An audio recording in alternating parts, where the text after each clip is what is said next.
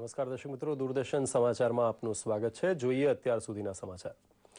રશિયાના મોસ્કોમાં ક્રેમલિન ખાતે યોજાનાર ભારત રશિયા શિખર બેઠકમાં રાષ્ટ્રપતિ પુતિન અને પ્રધાનમંત્રી મોદી સાથે બંને દેશના વરિષ્ઠ પદાધિકારીઓ ભાગ લેવાના છે।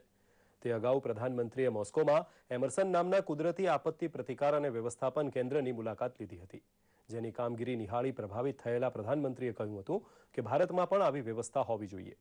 કુદરતી આફત સામે લડવા રશિયાએ એમર્સન જેવી એજન્સી બનાવી છે, જેમાં દરરોજ 2,40,000 કર્મચારી હાજર રહી 62,000 જેટલા યંત્ર સાથે ફરજ બજાવવા તત્પર રહે છે। તે અગાઉ રાષ્ટ્રપતિ પુતિન સાથેની અંગત મુલાકાતમાં પ્રધાનમંત્રી મોદીએ તેમને અણમોલ ભેટ તરીકે ગાંધીજીની ડાયરીનું એક પૃષ્ઠ તથા બંગાળમાં બનેલી પ્રાચીન તલવાર ભારત તરફથી અર્પણ કર્યા હતા।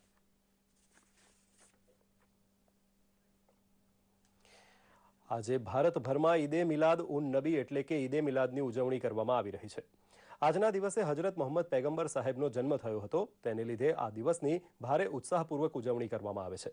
હજરત મોહમ્મદ માત્ર મુસ્લિમો માટે નહીં પરંતુ સમગ્ર દુનિયા માટે શાંતિ અને સુરક્ષાનો સંદેશ લઈને આવ્યા હતા। તેમના ઇસ્લામી શિક્ષણને આજના સમયમાં યાદ કરીને મોટી સંખ્યામાં જુલુસો કાઢવામાં આવે છે। મુસ્લિમ બિરાદરો ઈદની પરંપરાગત શ્રદ્ધા અને હર્ષોલ્લાસથી ઉજવણી કરી રહ્યા છે। અમદાવાદ સહિત રાજ્યના વિવિધ શહેરોની મસ્જિદોમાં ઈદે મિલાદ નિમિત્તે ખાસ નમાઝ અદા કરવામાં આવી હતી। પ્રધાનમંત્રીએ દેશવાસીઓને આ તહેવારની શુભેચ્છા પાઠવી છે। સ્થાનિક સ્વરાજ સંસ્થાઓની તાજેતરમાં સંપન્ન થયેલી ચૂંટણીઓમાં સફળ થયેલા ભાજપ યુવા મોરચાના સક્રિય કાર્યકરોનું આજે વિજય અભિવાદન કરવામાં આવ્યું હતું। ગાંધીનગર નજીક કોબા ખાતે આવેલા ભાજપ પ્રદેશ મુખ્યાલય ખાતે યોજાયેલા કાર્યક્રમમાં સાંસદ મનસુખભાઈ માંડવિયા તથા સંઘના પ્રબુદ્ધ અગ્રણી ભીખુભાઈ દલસાણિયાએ હાજર રહી મોદી સરકારે દેશની પ્રગતિ માટે ઉપાડેલી ભગીરથ કામગીરીની વિગતો જનતા સુધી પહોંચાડવા સૌ કોઈને આગ્રહ કર્યો હતો। ભાજપ યુવા મોરચાના રાષ્ટ્રીય મહામંત્રી હર્ષ સંઘવીએ જણાવ્યું હતું કે યુવા મોરચાના 87 કાર્યકરો ચૂંટણી જંગમાં વિજેતા થયા છે।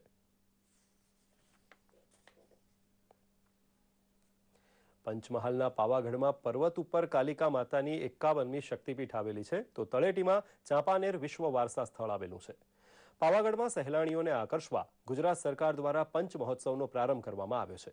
5 દિવસના આ મહોત્સવને મંત્રી જયદ્રથસિંહ દ્વારા ખુલ્લો મૂકવામાં આવ્યો હતો।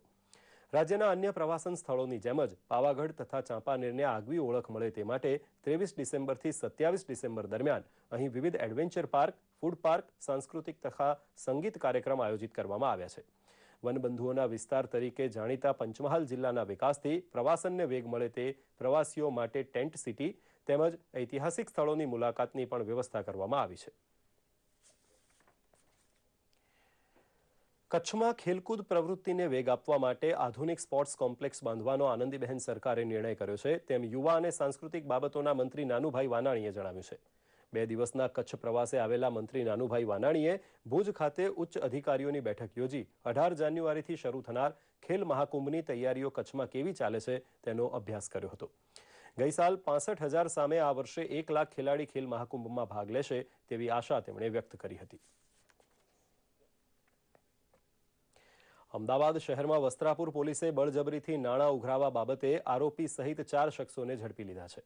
ફરિયાદી અભિષેક સોનીની ફરિયાદને આધારે આરોપી હર્ષદ પંચાલ તેમજ 3 સાથીદારો સાથે ફરિયાદીની દુકાનમાં ઘૂસી જઈને ખંડણીખોર હોવાની ધમકી આપતા હતા।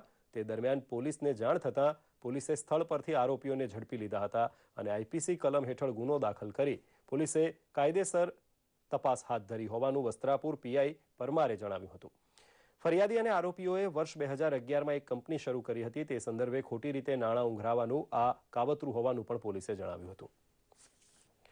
ગ્રાહક જાગૃતિ દિવસ નિમિત્તે નવસારી ખાતે જિલ્લા પુરવઠા વિભાગ દ્વારા વિશેષ કાર્યક્રમનું આયોજન કરવામાં આવ્યું હતું, જે અંતર્ગત નવસારી શહેરમાં વિદ્યાર્થીઓએ રેલી યોજી હતી અને ગ્રાહકો તેમના હકો માટે જાગૃત થાય અને છેતરાય નહીં તે માટેનું માર્ગદર્શન પણ આપ્યું હતું।